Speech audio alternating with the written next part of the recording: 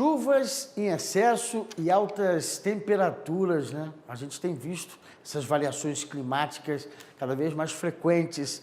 Agora, haja solo para aguentar essas variações e não perder os nutrientes. Mas não tem como garantir que o terreno continue com todas as propriedades naturais. Para isso, muitas vezes o produtor rural deve turbinar essa terra para ter resultado na lavoura. Uma alternativa bem interessante é adubar com boro. Agrônomo Caio Colli, que é gerente de marketing da Max Solo, vai explicar para a gente qual é a necessidade, então, de fazer essa suplementação. Bom dia, seja bem-vindo. Bom dia, Fábio. Um prazer estar aqui para a gente conversar um pouquinho sobre esse tema importante. É isso, né? Porque é bem por aí. A ideia é um suplemento, né, que você dá ali ao solo para que então ele possa realmente vingar, né? Dar uma turbinada. Exatamente, Fábio. A gente compara sempre com o ser humano, né? Nós também precisamos suplementar alguns nutrientes, né? E a planta, ela tem essa necessidade também, né? Hoje, quando a gente fala em suplementar isso no inverno, que é o momento que a gente está chegando agora, vamos pensar como os animais trabalham em período frio, né? Se a gente comparar com um urso, o que o urso faz? Ele se alimenta muito bem na primavera, no verão, né? Para quando chega o outono, o inverno, ele tenha energia, ele tenha todos os nutrientes já armazenados para que ele passe aquele período, né? Então a gente usa dessa estratégia para as plantas, só que invertendo os momentos, que é o quê? Preparar, suplementar o nosso solo no inverno, no outono, né? E visando depois essa suplementação atender a cultura principal que vai vir no verão, né? Então, na safra 24-25, com o plantio de soja, de milho, né, do nosso cereal principal, a gente faz a chamada adubação de sistema, né? Então, quando eu penso numa adubação de sistema hoje em dia, entra também no conceito das plantas de cobertura ou plantas de serviço, né? E essas plantas de serviço são espécies de outono e inverno, né, que a gente utiliza principalmente na região sul. A exemplo do que? De aveia, algumas espécies de trigo, também a gente tem o nabo forageiro, a ervilhaca, o centeio, né? E o objetivo dessas plantas é elas criarem uma camada de proteção sobre o nosso solo, né? E evitando depois, quando a gente plantar lá na frente trigo ou plantar soja ou milho, eu reduzir a perda de água do solo, a erosão, aumentar a matéria orgânica desse solo ao longo do tempo, a facilitar também a infiltração de água no solo, né? E aí com esse manejo da planta de cobertura, nós podemos também fazer uma suplementação de alguns nutrientes que as plantas vão precisar lá na frente. E a exemplo que a gente conversa aqui com vocês é o boro, né?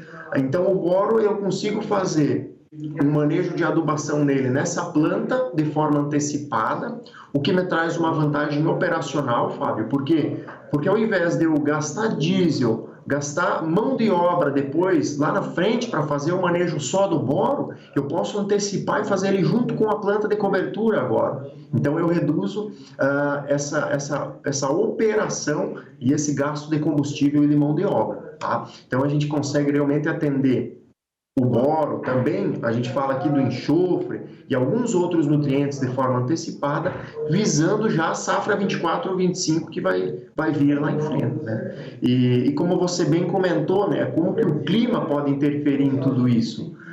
Quando a gente olha para o clima que tivemos na safra 23-24, nós tivemos alguns períodos de excesso de chuvas em alguns locais, a exemplo do sul do Brasil. Depois eu tive condições de seca no Cerrado, no norte e no centro-oeste. Então, como que a gente lida com o clima? E para enfrentar a condição de clima, que é muito variada no Brasil todo, eu preciso ter um solo preparado, né? Eu preciso estar com um solo saudável, né? Ter atividade de micro-organismos biológica, para que quando a planta principal se instale, ela tenha um solo fofo, um solo bem aerado, bem suficiente em água, e aí sim, se a raiz vai conseguir crescer e se desenvolver mais, E se a raiz ela cresce e se desenvolve mais, ela tem uma boca maior. Tá? A gente pode pensar que nem nós. Se a planta está saudável, ela vai aproveitar melhor a água, os nutrientes do solo e vai produzir mais, né?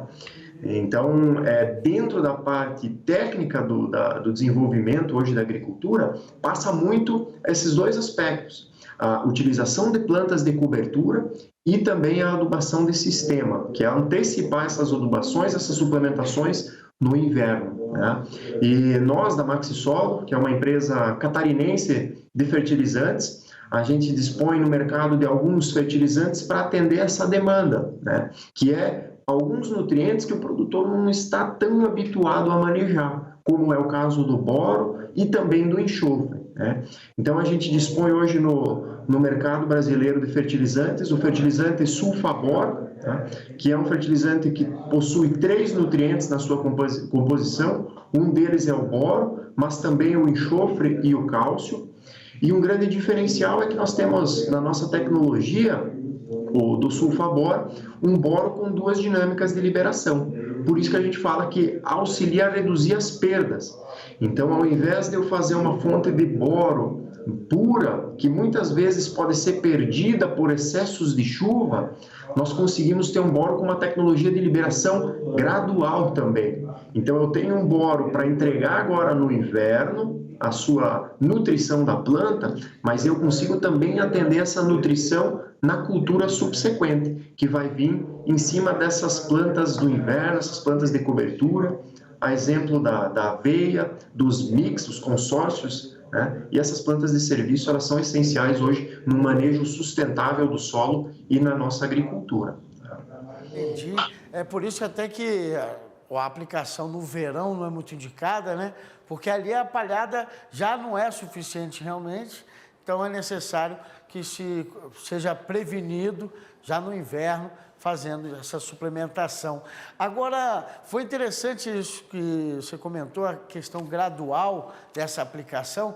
Foi feita uma pesquisa junto com a Universidade Federal de Santa Catarina que mostrou isso, né? Vocês aos poucos hidratando e mostrando que ela fazia essa liberação de forma aos poucos, por etapas, né? Exatamente, exatamente. Vamos pensar em remédios que a gente também toma, né? Eu tomo um remédio a cada 8 ou 12 horas e ele vai ficar fazendo a sua ação naquele período, né? Quando eu vou para o manejo de adubação, foi isso que a gente encontrou nessa pesquisa, né?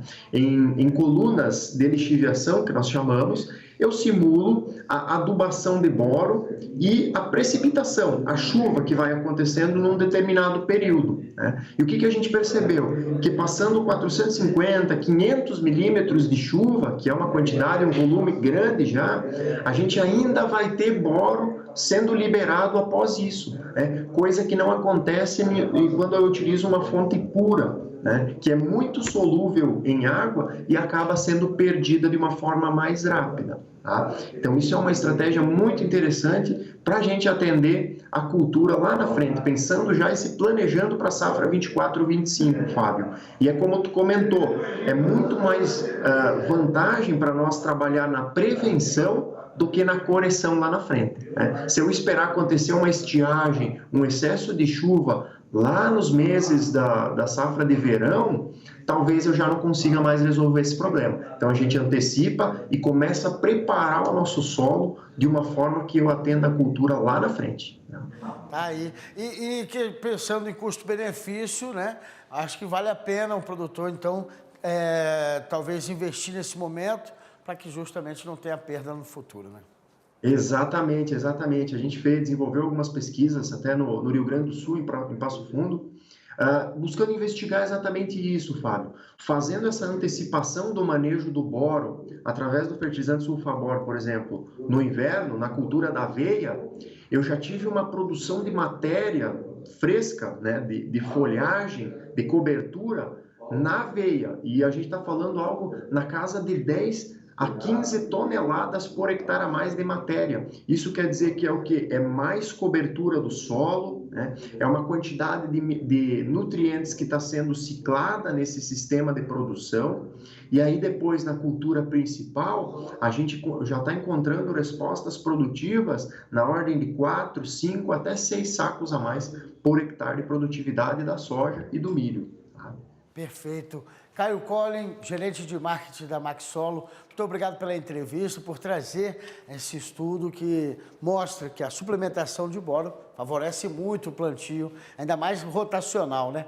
Muito agradecido e um bom dia. Obrigado, Fábio. Um forte abraço a todos.